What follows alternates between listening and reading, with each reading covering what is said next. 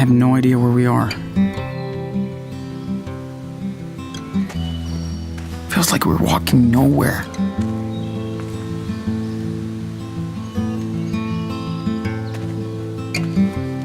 I don't think Daniel understands what's going on.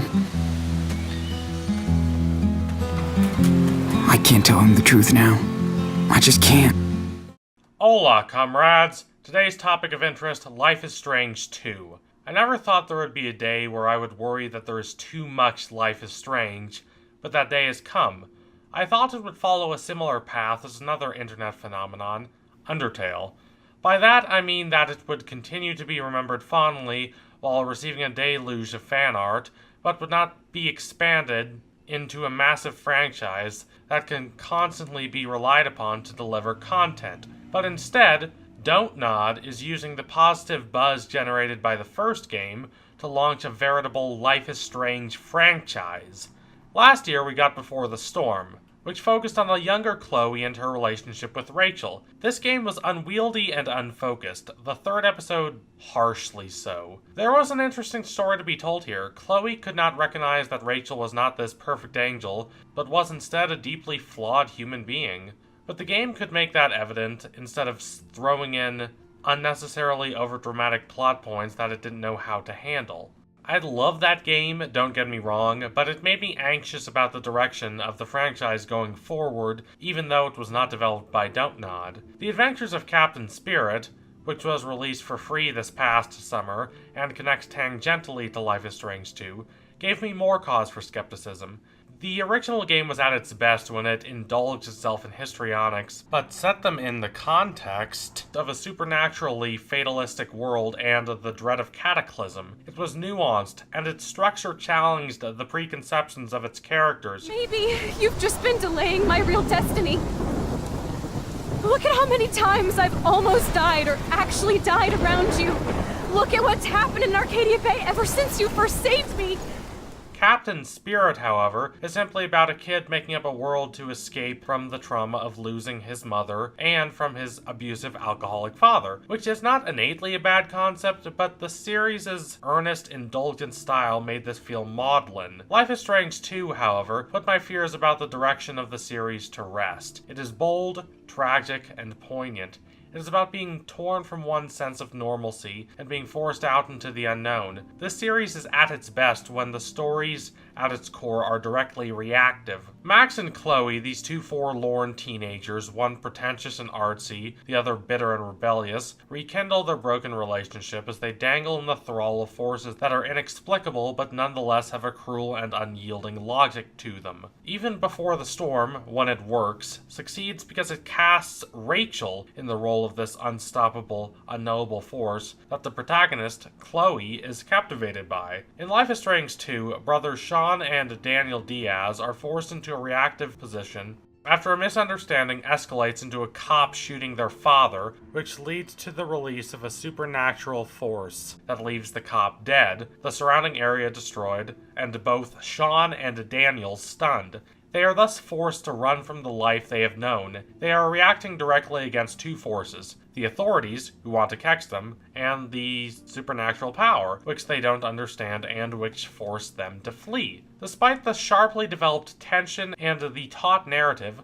what stood out to me most about Life is Strange 2 were the character dynamics, especially the relationship between the two brothers. While the Life is Strange series has been incisive before in its depiction of familial relationships, it has never tackled a sibling relationship before. Its focus was on the relationships between parents and children. Parental trauma shapes both Chloe and Rachel in Before the Storm. Chloe's father died, and Rachel's father cheated on her mother, but neither of these relationships are depicted with as much nuance as the relationship between Joyce and Chloe in the original game. Both parties are flawed. Chloe is petulant and pointlessly rebellious, making it easy to side with her mother, Joyce, a waitress at the Two Whales diner who is desperately trying to provide for her daughter.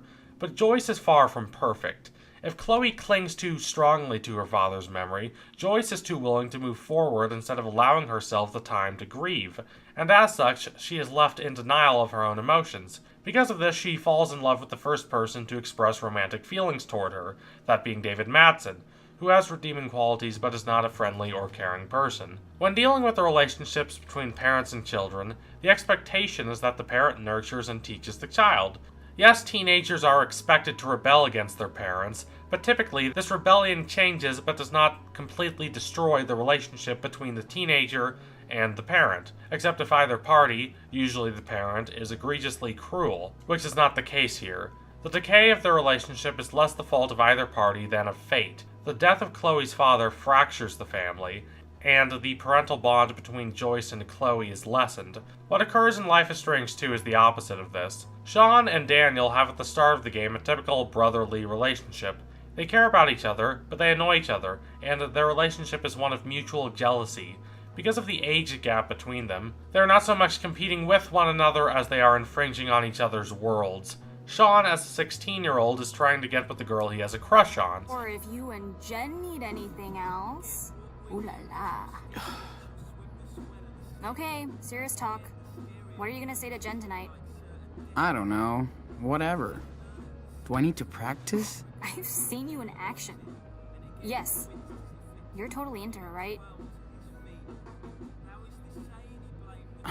So what?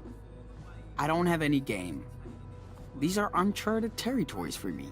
While Daniel, as a 9-year-old, is content to dress up for Halloween and enjoy fake blood. Daniel is jealous of everything his brother can do as a teenager, while Sean is jealous of the attention Daniel receives. The dynamic of their relationship, however, changes abruptly when their father is shot, and they are forced to run from the cops. Though Daniel is only 16, he is forced to inherit those parental burdens and provide for his younger brother. Older siblings having to become surrogate parents to their younger siblings is a time-honored trope. The version of this that is most familiar to a modern audience is probably Lilo and Stitch, which ought to be called Lilo and Nanny because the relationship is far more compelling than the wacky alien hijinks. Despite her own pain at the loss of her parents, Nani has to prove that she can care for her sister, Lilo, or face the anguish of Lilo being sent to a foster family. My personal favorite version of this is in the 2015 Japanese film Our Little Sister, which won the Japanese equivalent of Best Picture at the Oscars, and which has gone dreadfully underappreciated by Western audiences, even those who consider themselves to be rather Japan-savvy. It's a tender yet existential film in which 3 adult women raise their younger half-sister after their father dies. It's about taking comfort in strong familial connections and clinging to them in spite of the constant specter of death and in spite of how those connections will not last forever. The moments spent together are what matter, regardless of their evanescence. Hence the symbolism of the footsteps on the beach or the sparklers. It's a beautifully poignant film and you should watch it. But back to Life is Strange 2. In the films I mentioned before, and indeed in most media that uses this trope, the situation is more passive. Even in The Hunger Games, where Katniss's mother is technically still alive but is so heartbroken by her husband's death that Katniss needs to provide for the family to keep them from starving, their situation is more passively terrible than actively dangerous until the reaping. I do not mean to imply that because these situations are passive, they are not cruel and punishing, but their brutality is nothing that millions of people do not have to endure in the world today. Sean and Daniel, however, find themselves in a situation that requires every ounce of their strength. They cannot stop moving. They are not like Kerouac's characters, who hitchhike and hop trains and travel back and forth across the American continent because they find it inspiring and enjoyable. They are not even like the nameless man and his son from The Road by Cormac McCarthy, who traverse the ruins of a dying world but are only intermittently chased by those who wish them ill. This situation would be disorienting even if the supernatural was not involved. That it is makes their circumstances nothing less than phantasmagorically excoriating. This heightens the burden placed on Sean. Taking care of a younger sibling as a teenager is absurdly challenging. So is traveling with a young person alone throughout an unforgiving world. So is, as the original Life is Strange and the X-Men franchise prove, learning to deal with supernatural powers you don't understand.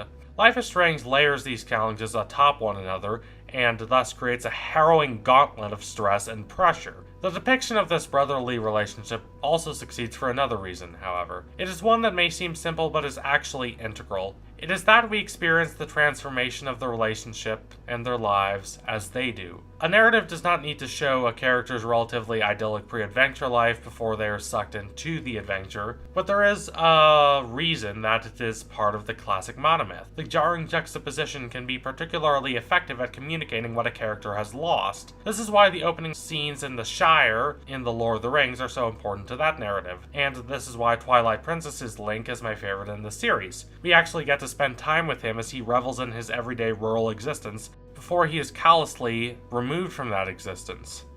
The relationship between Sean and Daniel, as it is depicted at the start of the game, is a typical brotherly relationship.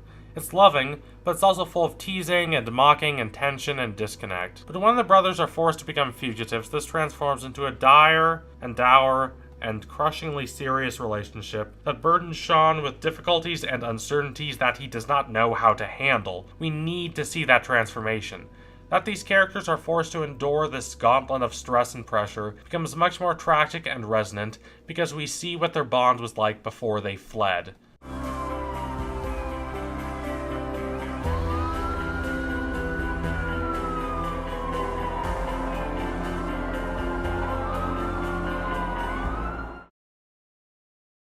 Dontnod is best at portraying teenagers because its specialty as a studio, which is burdening characters with these intense, aching emotions derived from the challenges they face, goes well with the explosion of angst and existential ponderings typical of adolescence.